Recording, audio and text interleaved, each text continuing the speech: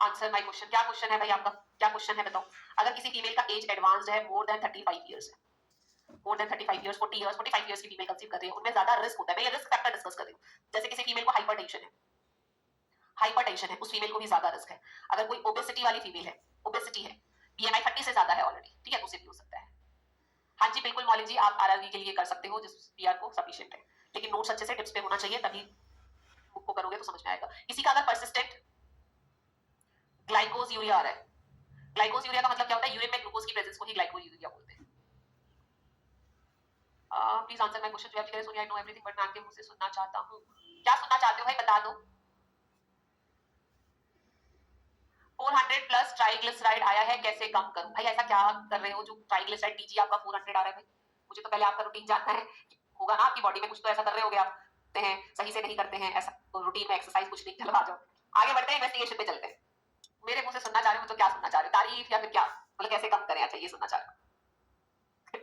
Next point है हमारा investigation. देखो इन्वेस्टिगेशन में हम क्या क्या कर सकते हैं। डायबिटीज मेलाइटस क्या है, ओवर डायबिटीज मेलाइटस क्या है, ये आपको पता चल गया। अब आप सब बोल लोगे या जिसने पूछा उसे बता दोगे, मंचूरियन मोमो सब अपना अपना बता रहे हैं।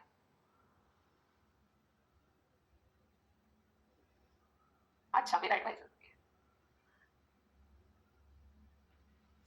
अब ठीक है बातें नहीं, ठीक है। आप इंस्टा पे मुझे मैसेज करना, आपको मैं प्रॉपर जो डाइट है क्या खाना है पहले तो मुझे जानना है। देखो बिना जाने तो हम नहीं कर सकते ना आपका लाइफस्टाइल, जिसमें मुझे 2-3 चीजें अब खाता है बोला तो हम रिप्लाई नहीं करती। लो भाई कल कल की कहानी बताती हूँ, कल नहीं मतलब हाँ 50 की, अरे मैडम एकदम एक्टिव में प्लस आप कह रहे सर मुझे जानना है, चल जाएगा। लेकिन यही 40 में क्या करते हैं, फास्टिंग। अब बातें कोई नहीं करेगा, बहुत बातें कर ली, आपका बीच बीच में बहुत मन करता है। Fasting blood glucose, fasting blood glucose. अब देख लो उसने अपनी स्टोरी बताई, आप भी सतर्क हो जाओ, सावधान हो जाओ और काम करने लग जाओ। Random blood glucose means RBS करते हैं, रैंडम ब्लड शुगर चेक करते हैं क्या हो रहा है। थर्ड नंबर पे लिखेंगे पोस्ट पेरेंडियल ब्लड शुगर, यानी खाना खाने के 2 घंटे बाद जो शुगर चेक होता है उसे हम पीपीबीएस बोलते हैं, पोस्ट पेरेंडियल ब्लड शुगर बोलते हैं, ठीक है। पानी पियो, पानी बहुत ज्यादा पानी पियो, तो सोरे बहुत ज्यादा। तो चलो 4 नंबर पे लिखो पोस्ट पेरेंडियल ब्लड शुगर, आपने लिख लिया। फिर मैंने आपको बताया था HbA1c चेक करते हैं।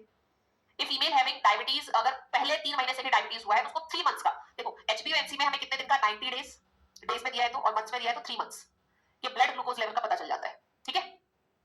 लास्ट 90 डेज, लास्ट 3 मंथ्स का ब्लड ग्लूकोज लेवल क्या था, HbA1c से हमें पता चल जाता है। अगर किसी फीमेल को डायबिटीज आता है तो हम उसे HbA1c हर महीने करने के लिए, एवरी 3 मंथ्स में करने के लिए बोलते हैं, ठीक है। ब्लड ग्लूकोज लेवल को चेक करने के लिए female having diabetes, then check HbA1c every 3 months. आपको पता है 3 महीने में क्यों, 3 महीने से पहले क्या पता चलेगा, इसलिए HbA1c को एवरी 3 मंथ्स बोलते हैं।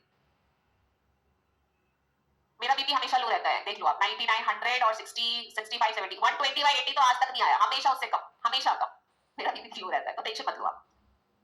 नेक्स्ट आगे बढ़ते हैं, नेक्स्ट आगे बढ़ते हैं। कितने पॉइंट्स होने थे, 5th पॉइंट में लिखना यूरिन ग्लूकोज टेस्ट करते हैं हम। जैसे कल हम प्रोटीन चेक कर रहे थे यूरिन में, आज हम यूरिन में क्या करेंगे, ग्लूकोज को चेक करेंगे, यूरिन ग्लूकोज टेस्ट करेंगे। और एक हमारा टेस्ट आता है वो है oral glucose tolerance test, oral glucose tolerance test, oral glucose tolerance test. बताओ भाई ओरल ग्लूकोज टॉलरेंस टेस्ट क्या करोगे,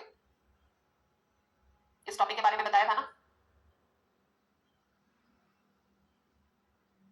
जिसे हम क्या बोलते हैं, OGTT, oral glucose tolerance test.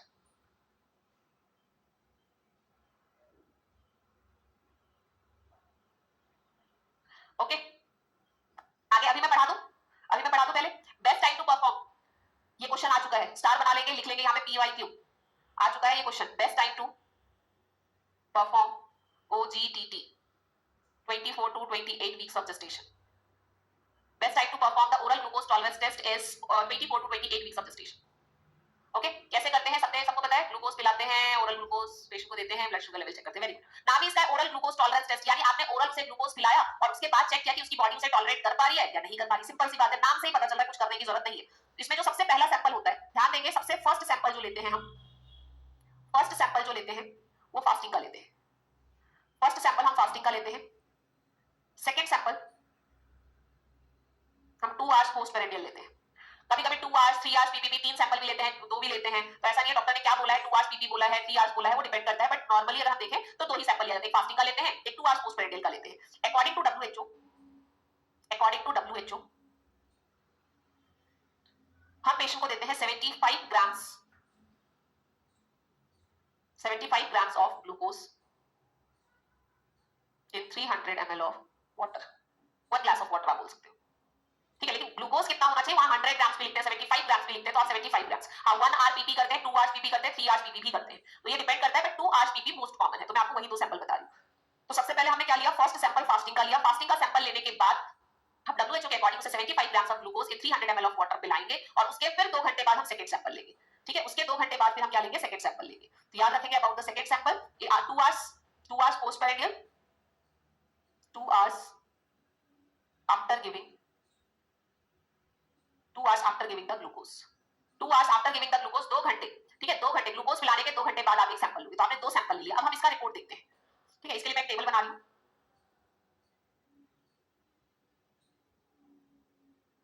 जहां मैं यहां सैंपल लिख लूंगी क्या क्या ले रहे हैं।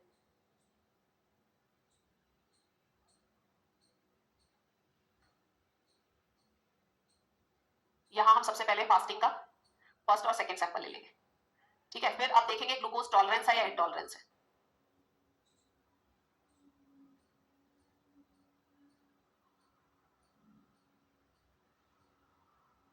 चलो तो 3 मैंने जैसे टेबल बनाया है वैसे आप टेबल बना सकते हो। यहाँ पे हम लिखेंगे कौन कौन सा सैंपल लिया है, यहाँ पे अगर जो भी वैल्यू आएगी इसका मतलब ग्लूकोज टॉलरेंस है, ठीक है। यहाँ पे अगर आया है तो इसका मतलब बॉर्डर लाइन पे एबनॉर्मल ग्लूकोज लेवल है, और यहाँ पे ग्लूकोज इंटॉलरेंस है, यहाँ पे तो बिल्कुल टॉलरेट ही नहीं कर पा रही है। Glucose intolerance, glucose tolerance, border line या एबनॉर्मल ग्लूकोज, और यहाँ पे हम लिख रहे हैं सैंपल, अबाउट द सैंपल। जैसा कि मैंने बोला है 2 सैंपल लेंगे हम यहाँ पे, ठीक है। हम यहाँ पे 2 सैंपल लेंगे, पहला लेते हैं first sample sorry first sample, second sample, 2 ही सैंपल लिया था ना हमने, 2 ही सैंपल लिया था हमने। एक हम ले रहे हैं फास्टिंग का, एक हम यहाँ ले रहे हैं फास्टिंग का, और यहाँ हम ले रहे हैं 2 आवर्स पोस्टपेरिडियल, 2 आवर्स पोस्टपेरिडियल, ओके। पोस्टपेरिडियल बातें नहीं, यहाँ वैल्यू होती है लेस देन 100 mg पर डीएल, इसका मतलब टॉलरेट कर रही है। अगर 100 से 126 mg पर डीएल है तो ये बॉर्डर लाइन पे है, अगर मोर देन 126 mg पर डीएल हो रहा है तो ग्लूकोज इंटॉलरेंस हो रहा है। अब ग्लूकोज, ये तो ग्लूकोज पिलाने से पहले की बात है, लेकिन ग्लूकोज पिलाने के बाद 2 घंटे बाद अगर लेस देन 140 mg पर डीएल रहेगा तो ग्लूकोज टॉलरेंस है। अगर ये 140 से ज्यादा और 200 से कम, यानी कि 140 टू 200 mg पर डीएल है, तो ये बॉर्डर लाइन पे है, इसका ग्लूकोज एबनॉर्मल आ रहा है। गुलशन जी मैं आज बात करती हूँ रिकॉर्डेड क्लास में क्या प्रॉब्लम आ रही है, आज से दिखने लग जाएगा, ठीक है, परेशान ना हो। और यहाँ पे अगर ब्लड ग्लूकोज लेवल 200 mg पर डीएल से ज्यादा आ रहा है तो इसे हम बोलते हैं ग्लूकोज इंटॉलरेंस, क्योंकि ये ग्लूकोज पिलाने के बाद टॉलरेट ही नहीं कर पा रही है, तो ग्लूकोज इंटॉलरेंस है, ठीक है। गुलशन जी मिल जाएगा, परेशान ना हो। नेक्स्ट, अब हम जितनी चीजें अभी तक हमने समझा है उसके इंपॉर्टेंट पॉइंट्स लिखेंगे, लाइक कौन सा मोस्ट कॉमन कार्डियक एनोमलीज होता है, या न्यूरल ट्यूब डिफेक्ट होता है, या ओवर डायबिटीज मेलाइटस है, जेस्टेशनल डायबिटीज मेलाइटस है, बच्चे में क्या इफेक्ट पड़ रहा है, इन सबको एक इंपॉर्टेंट पॉइंट्स में लिखवा देती हूं। और याद रखना हर एक पॉइंट हमारे एग्जाम के लिए इंपॉर्टेंट है, हर एक पॉइंट से डिफरेंट डिफरेंट क्वेश्चन बन सकते हैं। तो अब मैं कुछ आपको important points about the diabetes लिखवाऊंगी, फिर इसका मैनेजमेंट कराऊंगी, फिर हमारा टॉपिक जो है वो हो जाएगा, ठीक है। फिर हम मैनेजमेंट करेंगे। इंपॉर्टेंट पॉइंट्स लिखवा देती हूं क्योंकि इसमें इतना ही है, डायबिटीज मेलाइटस टॉपिक बहुत ज्यादा बड़ा नहीं है। डायबिटीज में जो हम पढ़ते हैं, जो हम टेस्ट करते हैं, वो सारी चीजें वही रहेगी। तो मैं मेडिकल सर्जिकल नर्सिंग में पूरे अंदर नहीं घुस रही हूं, सारी चीजें नहीं, टाइप 1 टाइप 2 सब कुछ आप वहां पढ़ोगे क्या होता है, लेकिन प्रेगनेंसी में इसका क्या इफेक्ट पड़ता है, बच्चे में क्या दिक्कत आ सकती है, और एज अ नर्सिंग ऑफिसर हमें क्या एडवाइस करना है, तो मैनेजमेंट, नर्सिंग मैनेजमेंट में बताऊंगी। और मैं अभी कुछ इंपॉर्टेंट पॉइंट्स लिखवाऊंगी, वो हमारे प्रेगनेंसी से रिलेटेड इंपॉर्टेंट है, बस उतना ही पढ़ना है आपको, और ज्यादा कुछ नहीं है। तो लिख लो इंपॉर्टेंट पॉइंट्स में सबसे पहला पॉइंट, इंपॉर्टेंट पॉइंट्स लिखो। सबसे पहला पॉइंट अर्ली डिटेक्टेशन। आपने देखा जिस दिन पता चलता है उसी दिन बोलते हैं जल्दी से जल्दी सारे टेस्ट करवा लो। अर्ली डिटेक्टेशन ऑफ डायबिटीज, बताओ अर्ली डिटेक्ट करके हम क्या कर सकते हैं। अगर हमने प्रेगनेंसी में डायबिटीज का पता पहले लगा लिया कि फीमेल को पहले से डायबिटीज था, लेकिन आज तक कभी कोई सिम्टम्स ही नहीं आया, पता ही नहीं चला, पता तब चला जब उसने प्रेगनेंसी में पहली बार कराया, बाय व्हिच टेस्ट। आंसर आप सबको देना है, अगर कोई बच्चा यहाँ आंसर नहीं देगा तो फिर देख लेना। सेकंड, मैंने एक टेस्ट कराया था paternal serum alpha fetoprotein MSAFP, इससे हम किस चीज का पता लगाते हैं, न्यूरल ट्यूब डिफेक्ट, पता लगाते हैं या नहीं, न्यूरल ट्यूब डिफेक्ट यानी NTD। HbA1c, very good. Early detection of diabetes in pregnancy by which test, HbA1c, याद रखना, वेरी गुड। क्यों, क्योंकि इससे हमें लास्ट 90 डेज का पूरा पता चल जाएगा फीमेल की बॉडी में क्या था ग्लूकोज लेवल, ठीक है। नेक्स्ट हम लिखेंगे अल्ट्रासाउंड। अब अल्ट्रासाउंड से यूएसजी से हम किस चीज का पता लगाते हैं, आप बोलोगे अल्ट्रासाउंड करके हम कंजनाइटल एनोमलीज का पता लगाएंगे। अल्ट्रासाउंड क्यों इंपॉर्टेंट है यहाँ पे, जिससे हम कंजनाइटल, अगर आपने इन्वेस्टिगेशन में नहीं लिखा था तो वहां पे भी लिख लेना कंजनाइटल एनोमलीज। इसलिए मैं इंपॉर्टेंट पॉइंट लिखवा रही हूं कि अगर कोई पॉइंट हमारा कहीं पे किसी एंगल से रह गया होगा वो हमारा इसमें कवर हो जाएगा, कि अगर अर्ली डिटेक्टेशन करना हो तो एचबीएनसी से करेंगे, अगर हमें न्यूरल ट्यूब डिफेक्ट का पता करना हो तो पेटर्नल सीरम अल्फा कीटोप्रोटीन करेंगे, अल्ट्रासाउंड से हम किस चीज का पता लगाएंगे, कोई भी कंजेनाइटल एनोमलीज है उसका पता लगेगा यहाँ से, ठीक है। इसके अलावा मैंने एक टेस्ट और कराया था आपको, डबल मार्कर टेस्ट और ट्रिपल मार्कर, तो वो भी हम यहाँ पे कराते हैं, डबल और triple marker test.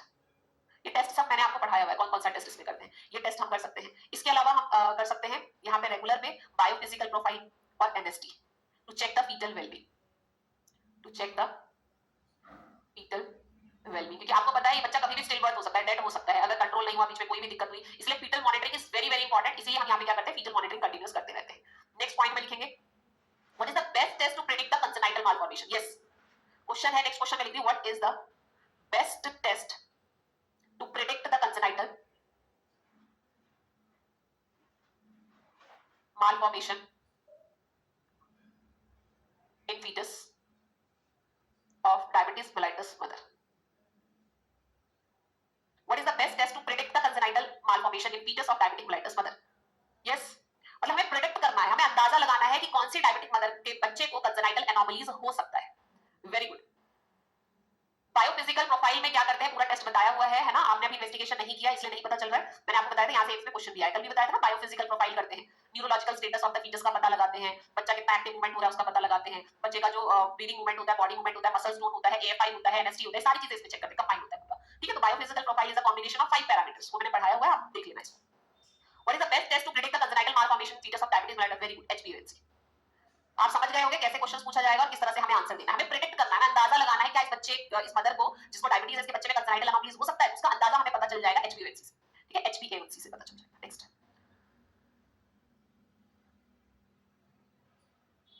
Best test to detect the, अब कंजेनाइटल एनोमलीज है या नहीं है उसका पता हम कैसे लगाते हैं, कौन सा स्कैन करते हैं, मैंने आपको अल्ट्रासाउंड पढ़ाया था, तो यहाँ पे आंसर करो best test to detect the congenital malformation. आप लोगों ने अभी तो बताया था अल्ट्रासाउंड, यस मैं भी बोल रही हूँ अल्ट्रासाउंड है, लेकिन अल्ट्रासाउंड लेवल 1 है, लेवल 2 है, कौन सा है, तो आप बोलोगे मैम लेवल 2, कि आपको पता है level 2 is called as anomaly scan, इसी का नाम क्या है, एनोमली स्कैन है, इसी को हम क्या बोलते हैं, TIFFA. What is the full form of TIFFA, ये आप मुझे बताओगे जिन बच्चों ने पढ़ा हुआ है, what is the full form of TIFFA, इसे ही हम क्या बोलते हैं, लेवल 2, इसे ही हम क्या बोलते हैं, एनोमली स्कैन, इसे ही हम बोलते हैं टारगेटेड स्कैन, ठीक है, इसी को हम क्या बोलते हैं, टारगेटेड स्कैन ही बोलते हैं, टारगेटेड स्कैन, यही आपका लेवल 2 है, यही आपका एनोमली स्कैन है, यही आपका टीफा है, यही आपका टारगेटेड स्कैन है, किसी भी नाम से इसे आप जान सकते हो, और ये सबसे बेस्ट कौन से टाइप पे करते हैं, 18 टू 20 वीक्स ऑफ जेस्टेशन, ये भी बताया था। लेवल 2 अल्ट्रासाउंड कब परफॉर्म किया जाता है, 18 टू 20 वीक्स ऑफ जेस्टेशन, जहां पे हेड टू टो फीटस का पूरा एग्जामिन किया जाता है, पता चल जाता है अगर बच्चे में कोई भी कंजेनाइटल एनोमलीज होता है तो, ठीक है। चलो भाई नेक्स्ट पॉइंट में लिखेंगे most common system involved, most common system involved इन कंजेनाइटल मालफॉर्मेशन, इन कंजेनाइटल मालफॉर्मेशन, अगर कंजेनाइटल मालफॉर्मेशन मान लो बच्चे में हो भी रहा है, ठीक है, फीटस में कोई कंजेनाइटल मालफॉर्मेशन हो भी रहा है, जो भी diabetic mother of diabetic mother, diabetes mellitus mother, diabetes mellitus mother में अगर मान लो कोई कंजेनाइटल मालफॉर्मेशन हो भी रहा है, तो सबसे ज्यादा कौन सा, सबसे ज्यादा कौन सा, तो आप बोलोगे कार्डियक एनोमलीज, यहां सबसे ज्यादा होता है cardiac anomalies, cardiac anomalies, okay, cardiac anomaly सबसे ज्यादा रहेगा। कोई बात नहीं आयुषी, कोई बात नहीं, रिकॉर्डेड देखो, कोई भी दिक्कत नहीं है, समझ में आना चाहिए। यस प्रियंका जी, बिल्कुल, क्रोमोसोमल एब्नॉर्मैलिटीज हो, कंजेनाइटल एनोमलीज हो, जो भी स्ट्रक्चरल एब्नॉर्मैलिटीज रहेगा, सबका पता आपको स्कैन में चल जाएगा, स्ट्रक्चरल एब्नॉर्मैलिटीज का, ठीक है। ओके नेक्स्ट पॉइंट में लिखेंगे कौन सा ज्यादा अफेक्टेड है, कार्डियक में भी कौन सा, most common congenital malformation of fetus of diabetes mellitus mother, तो आप यहाँ पे आंसर करोगे सबसे ज्यादा हर्ट में भी VSD more than neural tube defect. अगर क्वेश्चन आता है कभी भी तो कार्डियक एनोमली सबसे ज्यादा पहले है, उसमें भी आपका क्या VSD most commonly in comparison to the, VSD most commonly होगा more than the neural tube defect, okay, तो ये आपको याद रखना है। नेक्स्ट पॉइंट में लिखेंगे 10 मोस्ट स्पेसिफिक कंजेनाइटल मालफॉर्मेशन कौन सा होता है, most specific congenital malformation in a diabetes mellitus mother fetus, most specific congenital malformation, तो ये आप बोलोगे sacral agenesis है, या फिर हम उसे बोलते हैं caudal regression syndrome, ठीक है। लिखा है, एक पॉइंट और लिख लेना कि जेनेटिक काउंसलिंग, ये एम्स में आया हुआ क्वेश्चन है कि कैसे हम कंजेनाइटल मालफॉर्मेशन को प्रिवेंट कर सकते हैं। Way to prevent congenital malformation, way to prevent the congenital malformation in fetus of a diabetic mellitus mother। तो ये जेनेटिक काउंसलिंग करके क्वेश्चन पूछा हुआ था कि हम जेनेटिक काउंसलिंग के लिए बुलाते हैं जिस बच्चे में बार-बार मदर में दिक्कत आ रही है, अबॉर्शन हो रहा है या बार-बार न्यूरोजेनिक डिफेक्ट का बच्चा, कार्डियक एनोमलीज का बच्चा पैदा हो रहा है, स्कैनिंग में पता चल रहा है, तो हम उस तरह से क्या करते हैं, फिर मदर को एडवाइस करते हैं कि आप एक बार जेनेटिक काउंसलिंग कराओ, वहां पे एडवाइस लो, उसके बाद कंसीव करो। ऐसा नहीं कि कंसीव करके डायरेक्ट आ रहे हो फिर तो क्या कर सकते हैं, लेकिन आप सबसे पहले क्या करो, जेनेटिक काउंसलिंग पे जाओ और बताओ अपनी प्रॉब्लम्स के बारे में, हर बार क्या हो रहा है, और फिर पता लगाओ। इसमें आंसर में लिख लेना, इसके आंसर में लिख लेना सबसे पहला point, strict control over the glucose. Mother को क्या एडवाइस करते हैं, strict control over the glucose before conceiving. जब आप कंसीव कर रहे हो उस टाइम पे आपका ग्लूकोज लेवल एकदम कंट्रोल होना चाहिए, ये एडवाइस किया जाता है। दूसरा बोला जाता है कि आप कंसीव करने से पहले फॉलिक एसिड सप्लीमेंटेशन स्टार्ट करो, at least 1 month before conceiving, at least 1 month before conceiving, at least 1 month before conceiving, ठीक है। तो folic acid supplementation is very very important, याद रखना है आपको। फॉलिक एसिड सप्लीमेंटेशन, ये हमारे एग्जाम का नॉर्सेट का जो मैं क्वेश्चन बोल रही हूँ, नॉर्सेट में यही क्वेश्चन पूछा गया था फॉलिक एसिड से रिलेटेड। ओके, तो यहाँ पे आप पीवाईक्यू लिख सकते हो, आपको क्वेश्चन दिख जाएगा। ओके, नेक्स्ट मैनेजमेंट पे चलते हैं। मैनेजमेंट में आप मुझे बताओ कि अगर एक फीमेल है जिसको ओवर्ड डायबिटीज मेलाइटस है पहले से ही है, और एक फीमेल है जिसको जेस्टेशनल यानी 24 वीक्स के बाद हो रहा है, तो उसका मैनेजमेंट आप कैसे करेंगे। ये ओवर्ड है, ये जीडीएम है, यस, तो बताओ मैनेजमेंट क्या दोनों का मैनेजमेंट सेम रहेगा, खाना पीना सेम रहेगा। तो आप लिखोगे यहाँ पे नो रोल ऑफ डाइट। भाई जिसका पहले से ही ग्लूकोज लेवल बढ़ा हुआ है, उसे हम क्या डाइट से कंट्रोल कर पाएंगे, क्या हम उसे एक्सरसाइज से कंट्रोल कर पाएंगे। आप उसे कितना भी डाइट एक्सरसाइज बोल दो, लेकिन जब तक उसे इंसुलिन की रिक्वायरमेंट है उसके बिना उसे काम ही नहीं चलेगा। तो ओवर्ड डायबिटीज मेलाइटस में डाइट का एक्सरसाइज का कोई रोल नहीं रहता है, एज अ नर्सिंग ऑफिसर आपको भी पता होना चाहिए। यहाँ पे role of diet is present, role of diet is present. यहाँ पे रोल ऑफ डाइट है, आप फीमेल को डाइट के लिए बोल सकते हो कि आप ये मत खाओ वो मत खाओ, ऐसे आप बॉर्डर लाइन पे तो कंट्रोल कर सकते हो। If female having borderline blood glucose, borderline blood glucose level, borderline blood glucose level, ठीक है, तो उसे हम डाइट के लिए बोल सकते हैं। यहाँ पे फीमेल को हम बोलते हैं कि डाइट चार्ट बनवाओ, स्ट्रिक्ट डाइट को फॉलो करो, तो फिर हो सकता है दवाई की जरूरत ना पड़े। ओके, दूसरा हम फीमेल को यहाँ एक्सरसाइज के लिए भी बोलते हैं, दूसरा हम यहाँ पे फीमेल को एक्सरसाइज के लिए भी बोलते हैं। अब एक्सरसाइज में क्या होता है, brisk walking, fast walking,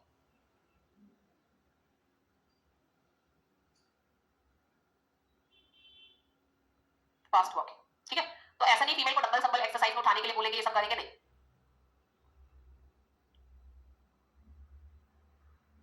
sorry for disturbance ma'am, आप बता सकते हैं हमारे बैच कब तक कंप्लीट होगा, कौन से बैच में हो आप। रिकॉर्डेड मिल जाएगा, रिकॉर्डेड मिल जाएगा। यहाँ पे सेकंड पॉइंट लिखेंगे क्या, यहाँ पे डाइट का एक्सरसाइज का कोई रोल ही नहीं है, only the management of choice. यहाँ पे क्या होगा, only the management of choice, management of choice. बताओ क्या होगा मैनेजमेंट ऑफ चॉइस, अभी पहले ही लिखवाया था आपको जनरल पॉइंट में, इंसुलिन, बिना इंसुलिन के यहाँ काम नहीं चलेगा, तो management of choice is insulin. यहाँ पे फीमेल को वहां डाइट कंट्रोल कर सकते हो, स्ट्रिक्ट डाइट चार्ट दे सकते हो, एक्सरसाइज करवा सकते हो, सारी चीजें। आज इसके पहले पिछले वाला हर बार रह जा रहा है। यहाँ पे लिखा है ब्रिस्क वॉकिंग, ब्रिस्क का मतलब है फास्ट वॉकिंग, ऐसा नहीं कि बिल्कुल धीरे धीरे चल रहा है कि बॉडी पे कोई असर ही नहीं हो रहा है। ब्रिस्क का मतलब लिखा है brisk, brisk walking, fast walking, ये आया हुआ है एग्जाम में, ठीक है, ये क्वेश्चन एग्जाम में आया हुआ है। आगे बढ़े, तो यहाँ हम क्या पढ़ रहे थे, ओवर्ड डायबिटीज मेलाइटस का मैनेजमेंट, यहाँ हम जीडीएम का मैनेजमेंट पढ़ रहे थे। यहाँ no role of oral hypoglycemic, मैंने बताया था ना, यहाँ ओरल हाइपोग्लाइसेमिक एजेंट कुछ असर ही नहीं करेगा। जिसको पहले से ही डायबिटीज है उसे यहाँ इंसुलिन ही देना पड़ता है। जो फीमेल पहले मान लो टैबलेट भी ले रही थी उसे भी यहाँ पे इंसुलिन देना पड़ता है। फास्ट वॉकिंग लिखा है, फास्ट वॉकिंग लिखा था यहाँ पे, no role of oral hypoglycemic agent, यहाँ पे कोई ओरल, ये ए है, ओरल हाइपोग्लाइसेमिक एजेंट यहाँ पे काम नहीं करेगा। बट अगर आप यहाँ पे दे रहे हो, ठीक है, अगर आप यहाँ पे दे रहे हो तो यहाँ पे भी आप बोलोगे इंसुलिन तो भाई ड्रग ऑफ चॉइस है ही, लेकिन if female refuse to take insulin, वो बोलते मुझे तो आज तक शुगर ही नहीं है, तुम अभी से इंसुलिन लगा दो मुझे, बिल्कुल मना करिए, इंसुलिन नहीं लेना है उसे। If female refuse to take insulin then oral hypoglycemic agent hypoglycemic agent सारे कॉन्ट्रा इंडिकेटेड होते हैं एक्सेप्ट सम, एक्सेप्ट आपका मेटफॉर्मिन आप दे सकते हैं, इसका भी साइड इफेक्ट होता है बट मेटफॉर्मिन प्रेगनेंसी में बहुत स्लो प्लेसेंटा को क्रॉस करके जाएगा, इसलिए मेटफॉर्मिन हम यूज करते हैं। ठीक है, नेक्स्ट इसको नोट डाल के एक पॉइंट लिख लेंगे, यहाँ पे नोट डालेंगे और एक पॉइंट लिखेंगे ओरल हाइपोग्लाइसेमिक एजेंट के बारे में। Oral hypoglycemic agent strictly contraindicated, ये मैंने आपको पहले भी बताया था कि हम नहीं लेते, क्यों नहीं लेते, स्ट्रिक्टली कॉन्ट्राइंडिकेटेड ड्यूरिंग प्रेगनेंसी।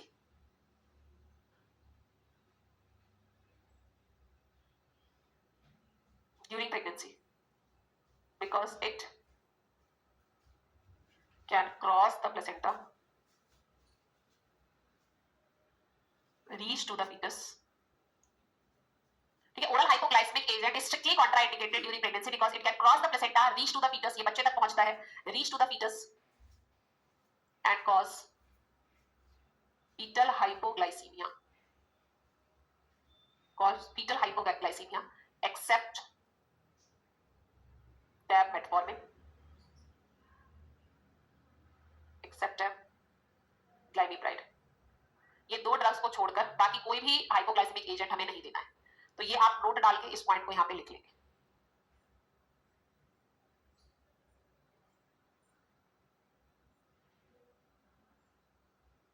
ये आपका इंपॉर्टेंट टेबल रहेगा जिसे आपको याद रखना है। ओके, मेरी तरफ से तो हो जाएगा आपका, ये 5-6 क्लासेस रह गई हैं ओबीजी की, और वही उतनी ही क्लासेस आपकी नर्वस सिस्टम की रह गई है, हो जाएगा बस। ठीक है, नेक्स्ट लिखेंगे नर्सिंग मैनेजमेंट। ये था नॉर्मल जो मैनेजमेंट हम पढ़ रहे थे, नर्सिंग मैनेजमेंट लिखेंगे।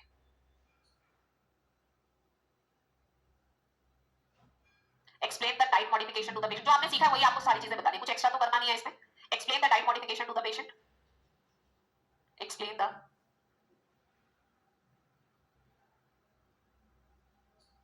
Diet modification to the patient, explain the rule of exercise. ठीक है, फास्ट चलना है, डंबल संबल भारी चीजें नहीं उठानी है, प्रेगनेंसी में कैसा कर सकते हैं वही एक्सरसाइज करना है। Explain the self monitoring of glucose, बताओ ग्लूकोज को कैसे चेक करते हैं, बाय ग्लूकोमीटर सिखाते हैं पेशेंट को हॉस्पिटल में भी। देखो ग्लूकोमीटर से कैसे चेक करोगे, कैसे पता लगाओगे कि शुगर कितना है। ठीक है, explain the self monitoring of glucose by glucometer. Next patient को हम ये भी बोलते हैं कि HbA1c का टेस्ट एक बार कर लिया तो काम खत्म नहीं हुआ, इसे अगर आ रहा है बढ़ा हुआ तो फिर रिपीट करना है एवरी 3 मंथ्स, 90 डेज में आपको ये टेस्ट रिपीट करना है। Explain the female about fetal monitoring, explain the female about fetal monitoring. ऐसे कि बच्चा घूमना बंद कर दे, अगर आपको मूवमेंट फील नहीं हो रहा है तो आपको हॉस्पिटल में जाके बताना है, यानी कि जो हमने पढ़ा था ना DFMC, उसके बारे में बताना है। DFMC क्या है, डेली फीटल मूवमेंट काउंटिंग। ये जो DFMC लिखा है इसका मतलब है डेली फीटल मूवमेंट काउंटिंग के बारे में आपको बताना है। ओके, अभी बताऊंगी, वो कॉम्प्लिकेशन दिए भाई, बताऊंगी, परेशान मत हो। नेक्स्ट 6 पॉइंट में explain the female to maintain hygiene, क्योंकि फीमेल में इन्फेक्शन का चांस बढ़ जाता है। Explain the female to maintain the personal hygiene.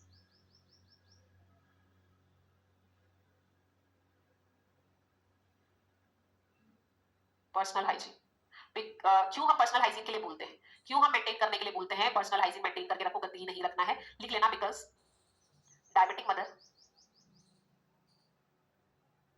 Having more chance of infection, और इन्फेक्शन कौन सा हो सकता है, तो आप लोगों के वेजिनाइटिस हो सकता है, ठीक है, UTI हो सकता है। इन सब से बचने के लिए फीमेल को हम क्या कहते हैं, क्या पर्सनल हाइजीन जो है वो थोड़ा मेंटेन करो। ठीक है, और क्या एडवाइस करोगे एज अ नर्सिंग ऑफिसर, और क्या बता सकते हो? Advice the female to do the ultrasound, वो तो हमने पहले पढ़ा था मैनेजमेंट में। Advice the female to do ultrasound level 2। ठीक है, advice the female to do the ultrasound level 2 जरूर से, अगर आपको कोई भी स्किप करना है करो, लेकिन लेवल 2 को बिल्कुल स्किप नहीं करना है, वो आपको करना ही करना है। ये है बैक स्लाइड, जल्दी करेंगे। ठीक है, overt diabetes mellitus, gestational diabetes mellitus दोनों में ही हम बोलते हैं। ठीक है, गाइनी इतना नहीं आता है, ओबीजी याद करो पहले आप, लिखिए। नेक्स्ट पॉइंट में लिखेंगे diabetes mellitus is a high risk pregnancy. Diabetes mellitus is a high risk, या जेस्टेशनल डायबिटीज मेलाइटस लिख सकते हो, is a high risk pregnancy. अगर किसी फीमेल को प्रेगनेंसी में डायबिटीज हुआ तो वो हाई रिस्क केसेस में आता है, ठीक है। इसीलिए हम क्या करते हैं, advise the female to do the antepartum fetal monitoring, do the antepartum fetal monitoring. कैसे करते हैं antepartum fetal monitoring? By the PPP and NST. वही चीज जो हमने वहां लिखा है वो सब हमें फीमेल को बताना है, ठीक है। ये हम फीमेल को वीकली करने के लिए बोलते हैं। 28 वीक से स्टार्ट होता है और 32 वीक्स, अगर किसी को 32 वीक्स पे उसके बाद और जब तक डिलीवरी नहीं हुई तब तक वीकली करने के लिए बोलते हैं। लिख लिया आपने? बीपीपी एनएसटी हम कैसे बोल रहे हैं, वीकली कराओ। 28 से 32 वीक से ये स्टार्ट कर दो, 28 पे नहीं पता चला, 30 पे नहीं, 32 से स्टार्ट कर दो और कंटिन्यू वीकली आप कराते रहो। ओरल ग्लूकोज टॉलरेंस टेस्ट में मैंने ये बोला था कि पहले फास्टिंग का सैंपल ले लो, उसके बाद 75 ग्राम ऑफ ग्लूकोज को एक पाउडर WHO के अकॉर्डिंग आता है, पूरा पाउच बना हुआ, उसे 1 ग्लास ऑफ वाटर में डालो, मिक्स करो, फीमेल को पिला दो और फिर 2 घंटे बाद फिर से उसका टेस्ट करो, ठीक है। ये होता है ओरल ग्लूकोज टॉलरेंस टेस्ट, और दोनों की वैल्यू को नॉर्मल वैल्यू से कंपेयर करो और देखो टॉलरेट कर पा रही है या नहीं कर पा, बस ये। ओके, पीपी का मतलब पोस्ट पेरेंटल होता है। दामिनी कह रही पीपी क्या है? पीपी का मतलब है पोस्ट पेरेंटल ब्लड शुगर। अगर पीपीबीएस लिखा है पोस्ट पेरेंटल ब्लड शुगर, ये है। ओके, हटा दूं, 9 पॉइंट पे लिखो। हम यहाँ पे लेबर को इंड्यूस कर देते हैं, इंड्यूस लेबर। वेट नहीं करते कि 40 वीक तक नहीं हुआ तो वेट करते रहेंगे। 37 49 टू 40 वीक्स पे अगर डिलीवरी अपने आप नहीं हुई तो इंड्यूस कर दो लेबर को। टोटल 40 वीक्स की प्रेगनेंसी होती है, 37 पे हम बोलते हैं टर्म प्रेगनेंसी हो जाता है, 37 से हम वेट करते हैं 37 38। अगर अभी तक लेबर नहीं हुआ 39 पे इंड्यूस कर देते हैं। 39 टू 40 वीक्स पे हमें वेट नहीं करना है कि और आगे क्रॉस होने देते, नहीं, इंड्यूस कर देते हैं हम लेबर को, because the female having maximum chance of still birth. क्यों हमने यहाँ पे इंड्यूस किया लेबर? आपसे क्वेश्चन पूछा जा सकता है कि आपने 39 टू 40 वीक्स पे क्यों लेबर को इंड्यूस किया, तो आप यहाँ पे बोल सकते हो, आप यहाँ पे बोल सकते हो कि हमने 39 टू 40 वीक्स पे लेबर को इंड्यूस किया because female having the maximum chance of still birth baby. Still birth होने का चांस आपको पता है ज्यादा होता है, वो स्टार्टिंग में मैंने लिखवाया था, इसीलिए यहाँ पे हम लेबर को इंड्यूस कर देते हैं, ज्यादा वेट नहीं करते। और मोड ऑफ डिलीवरी क्या रहेगा?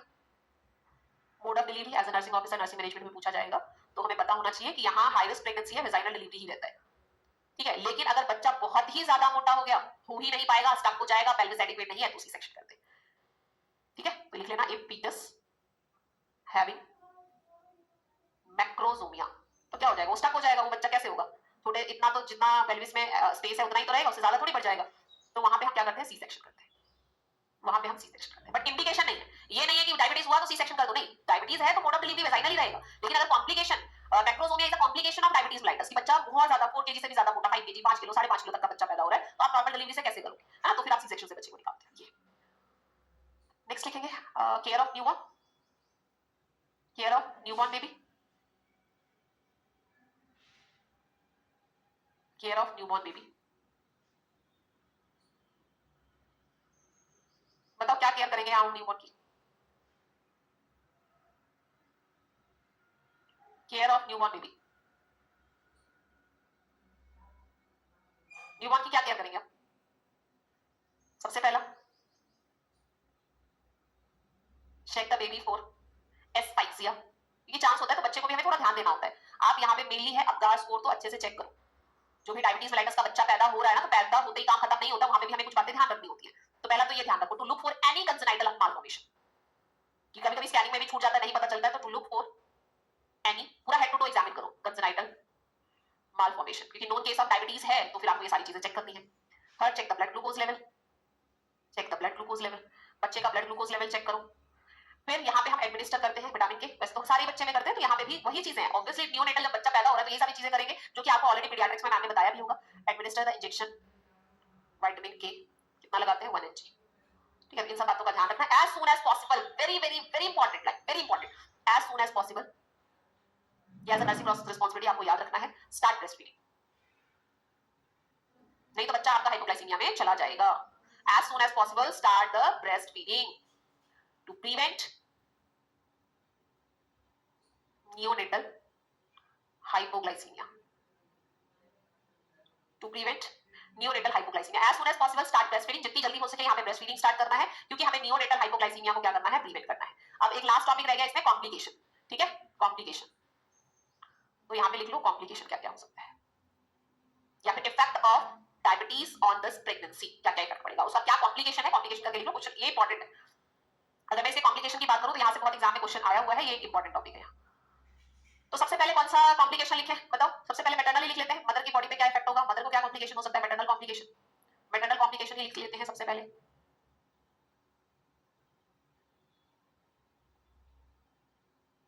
क्या क्या हो सकता है बताओ।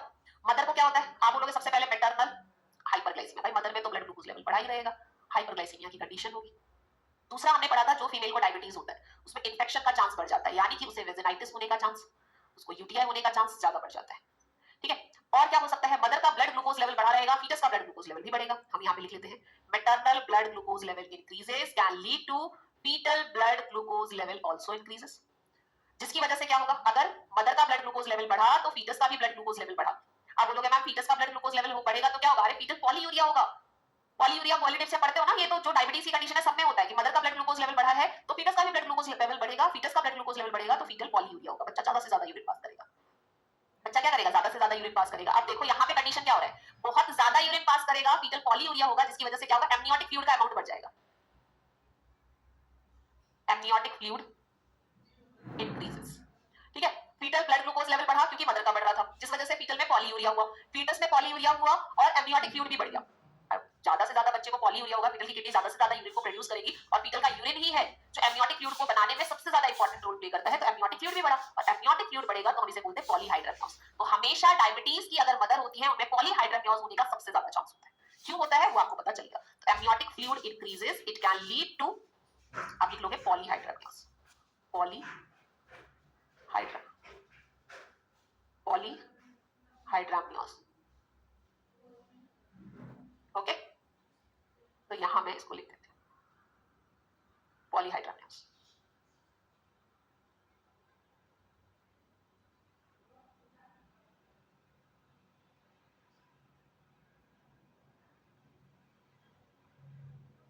पॉलीहाइड्राम्नियोस क्लियर है भाई। अब मुझे बताओ यहां तक सबको समझ में आ गया। थर्ड पॉइंट क्या लिखा है, मैटरनल, मतलब पूरा बता दिया मैंने, तो इसमें हम क्या लिख सकते हैं, सीधा हम इसको क्या लिख सकते हैं कि मदर में क्या होता है, पॉलीहाइड्राम्नियोस कैसे होता है बता दिया मैंने, पॉलीहाइड्राम्नियोस कैसे होता है मैंने बता दिया, पॉलीहाइड्राम्नियोस हो गया। और क्या हो सकता है, बहुत ज्यादा पॉलीहाइड्राम्नियोस की कंडीशन रहेगी, ओवर स्ट्रेच्ड यूट्रस रहेगा तो प्रीमेच्योर रप्चर ऑफ मेम्ब्रेन हो सकता है, पीआरओएम हो सकता है, पीआरओएम का फुल फॉर्म क्या है, प्रीमेच्योर रप्चर ऑफ मेम्ब्रेन। अगर प्रीमेच्योर रप्चर ऑफ मेम्ब्रेन होगा तो प्रीटर्म डिलीवरी हो सकती है, तो यहाँ प्रीटर्म प्रेगनेंसी, प्रीटर्म डिलीवरी होने का भी चांस रहता है। और फीमेल को प्रेगनेंसी इंड्यूस हाइपरटेंशन हो सकता है और मदर को पीपीएच भी हो सकता है। पीपीएच क्यों होगा, क्योंकि ओवरस्ट्रेच्ड यूट्रस है, ओवरस्ट्रेच्ड यूट्रस की वजह से क्या हो सकता है, दोबारा से कॉन्ट्रैक्ट नहीं कर पाएगा तो पीपीएच हो जाएगा। तो ये सारे कॉम्प्लिकेशन मैटरनल कॉम्प्लिकेशन है, लेकिन हमें जानना है कि फीटल कॉम्प्लिकेशन क्या हो सकता है, what is the fetal complication. Mother पे ये सारा इफेक्ट होगा, लेकिन बच्चे पे क्या इफेक्ट पड़ेगा, इसका बच्चे पे क्या इफेक्ट पड़ेगा बताओ। फीटल कॉम्प्लिकेशन, फीटल में, फीटल लाइफ की बात कर रही हूँ, फीटल में हाइपरग्लाइसीमिया होगा, अभी बताया था, नियोनेटल नहीं बात कर रही हूँ, फीटल, क्योंकि इसमें बहुत बच्चे कंफ्यूज होते हैं, एग्जाम में आया था गलत करके आ गए, फीटल तो दिया था, फीटल में तो आपने हाइपो ही बताया, फीटल में थोड़ी हाइपो बताया था, फीटल में तो लिखा है हाइपरग्लाइसीमिया होगा, मदर में ब्लड ग्लूकोज लेवल बढ़ेगा तो फीटस में भी बढ़ेगा ना, तो इसे पढ़ते नहीं हो आप लोग ध्यान से एग्जाम में, और बस फीटल हाइपरग्लाइसीमिया रहेगा, हाइपो नहीं होगा, वो नियोनेटल लाइफ में होता है। सेकंड, बच्चे में क्या दिक्कत होगी, मैक्रोसोमिया, बहुत मोटा तगड़ा सा बच्चा होगा, ठीक है, और शोल्डर डिस्टोशिया हो सकता है, शोल्डर डिस्टोशिया हो सकता है। शोल्डर डिस्टोशिया में क्या होता है, difficulty in the delivery off shoulder, fat deposition हो जाता है शोल्डर रीजन पे बहुत ज्यादा, जिसकी वजह से शोल्डर को डिलीवर करने में डिफिकल्टीज होती है। याद रखना शोल्डर डिस्टोशिया है क्या, डिस्टोशिया का मतलब होता है difficulty, difficulty in the delivery off shoulder, ठीक है। और अगर बच्चा सिफेलिक प्रेजेंटेशन में है, सिफेलिक प्रेजेंटेशन में है जिसमें हेड डिलीवर हो गया, शोल्डर स्टक हो गया, शोल्डर डिस्टोशिया का मतलब ही क्या है, difficulty in the delivery off shoulder, shoulder deliver नहीं हो रहा है। सिफेलिक प्रेजेंटेशन में जब भी शोल्डर डिस्टोशिया होता है तो वहां पे हम एक मैन्यूवर यूज करते हैं, जो मैं मैन्यूवर्स में पढ़ाऊंगी, उसे हम बोलते हैं मैक रॉबर्ट्स मैन्यूवर, इमेज भी दिखाऊंगी आपको, मैक रॉबर्ट्स मैन्यूवर, ठीक है। और इस पे इमेज बेस्ड क्वेश्चन एम्स में आ चुका है, इमेज बेस्ड क्वेश्चन आ गया यहाँ से।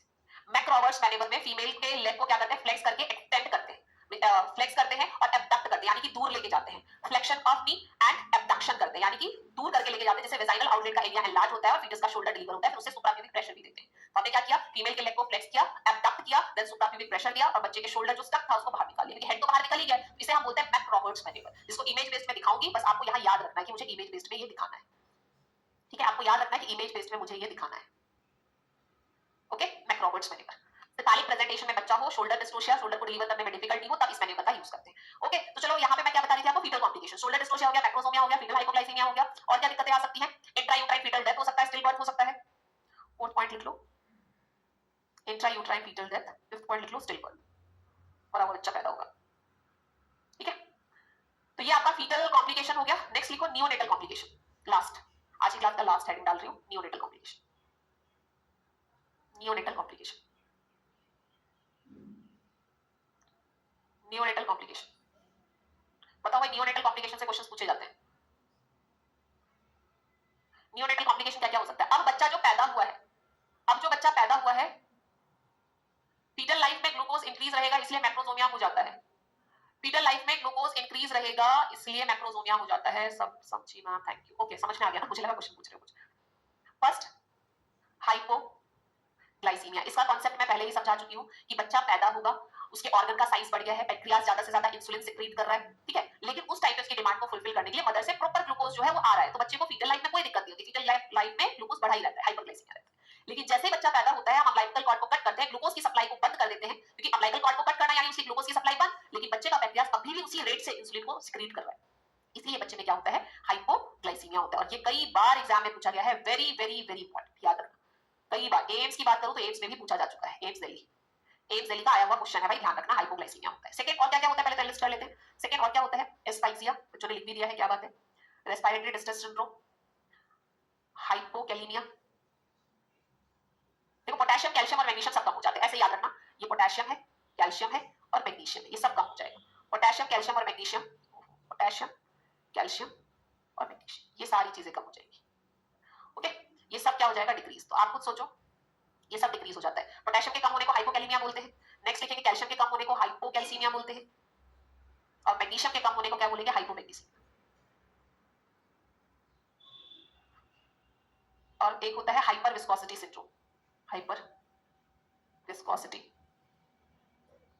Syndrome, hyper viscosity syndrome. Hyper viscosity syndrome में क्या होता है, पॉलीसाइथीमिया की कंडीशन होती है, हाँ प्लेथोरिक बेबी पॉलीसाइथीमिया, वही मैं बता रही हूं, सो मच, पॉलीसाइथीमिया की कंडीशन होती है, और पॉलीसाइथीमिया की वजह से क्या होगा, बिलिरुबिन का लेवल बढ़ जाएगा, जिसे हम बोलते हैं हाइपर बिलिरुबिनेमिया होता है। सारी चीजें तो कम हो रही हैं, पोटेशियम कैल्शियम मैग्नीशियम सब कम हो रहा है, लेकिन हाइपर विस्कोसिटी सिंड्रोम में दो चीजें याद रखोगे, ठीक है, इसमें दो चीजें याद रखोगे, एक तो होता है पॉलीसाइथीमिया और इसकी वजह से क्या होता है, हाइपर बिलिरुबिनेमिया, ठीक है, पॉलीसाइथीमिया एंड हाइपर बिलिरुबिनेमिया, ओके। अब क्या चीजें नहीं होती हैं, जो होता है, हाँ जॉन्डिस होता है, बिल्कुल जॉन्डिस, हाइपर बिलिरुबिनेमिया हो रहा है, जॉन्डिस हो रहा है, पीडियाट्रिक में आप पढ़ोगे, यहाँ क्या नहीं होता है, ये इंपॉर्टेंट है, कभी भी बच्चे में एनीमिया नहीं होगा, ठीक है, एक्सेप्ट लिखना, कॉम्प्लिकेशन कौन से नहीं हो सकते हैं, complication except some complication, except some complication, ये सारे कॉम्प्लिकेशन होंगे, एक्सेप्ट सम कॉम्प्लिकेशन, ये कॉम्प्लिकेशन कभी नहीं होंगे, यहाँ पे मैंने एक्सेप्ट लिखा है, ध्यान देंगे, सब कॉम्प्लिकेशन लाइक एनीमिया नहीं होगा, ये बच्चा कभी भी मेंटली रिटार्डेड नहीं होगा, मेंटल रिटार्डेशन नहीं होगा इस बच्चे में कभी भी, ठीक है, और इस बच्चे में कभी भी हाइपरग्लाइसीमिया नहीं हो सकता, पैदा होते ही कभी भी हाइपरग्लाइसीमिया नहीं हो सकता, एनीमिया कभी नहीं हो सकता, मेंटल रिटार्डेशन कभी नहीं हो सकता, हाइपरग्लाइसीमिया नहीं हो सकता था, नहीं हो सकता। जैसा कि मैंने आपको बोला था ये लास्ट टॉपिक है, ये लास्ट हेडिंग डाल रही हूँ, तो आपको समझ में आ गया होगा, यही है all about the diabetes mellitus, ठीक है। तो क्योंकि हमारे कभी कभी ऑप्शन में ये आता है और हम कंफ्यूज हो जाते हैं, तो ये कॉम्प्लिकेशन कभी भी नहीं हो सकता है, ये आपको याद, बाकी सारे कॉम्प्लिकेशंस मैंने लिखवा दिए हैं, नियोनेटल लाइफ में क्या होगा और फीटल लाइफ में क्या होगा, मैटरनल की हेल्थ में क्या क्या हो सकता है, पॉलीहाइड्रोमियोस, ओलिगोहाइड्रोमियोस, बीपीएच होगा या नहीं होगा, ये सारी चीजें मैंने आपको बताई, तो इसको पढ़ना, ध्यान से समझना, जो कॉन्सेप्ट बताया उसे पढ़ना, कौन सी कंजेनाइटल एनोमलीज हो रही है, बच्चे में क्या इफेक्ट पड़ रहा है, मदर में क्या इफेक्ट पड़ रहा है, मदर में इन्फेक्शन का चांस बढ़ जाता है, ये सारी चीजें मैंने आपको बताई है, all about the diabetes mellitus in pregnancy, यही है डायबिटीज मेलाइटस इन प्रेगनेंसी, एक बार समराइज कर लेते हैं, डायबिटीज, इसमें ज्यादातर मैंने आपको इंपॉर्टेंट पॉइंट्स लिखवाया है, प्लीज उसे ध्यान देंगे, डायबिटीज इन प्रेगनेंसी, फीटस पे क्या इफेक्ट पड़ता है, मदर की हेल्थ पे डायबिटीज का क्या इफेक्ट पड़ता है, नियोनेटल जो बच्चा पैदा होता है उसकी हेल्थ पे क्या इफेक्ट पड़ता है, न्यूबॉर्न बेबी, नियोनेटल आपका क्या है, जो न्यूबॉर्न बेबी बच्चा न्यूबॉर्न है उसकी हेल्थ पे क्या इफेक्ट पड़ रहा है, ठीक है, जो डिलीवरी करते हैं उसमें क्या क्या प्रॉब्लम आएगी, मोड ऑफ डिलीवरी क्या रहेगा, ठीक है, ये सारे कंजेनाइटल एनोमलीज कौन सा हो सकता है, कौन से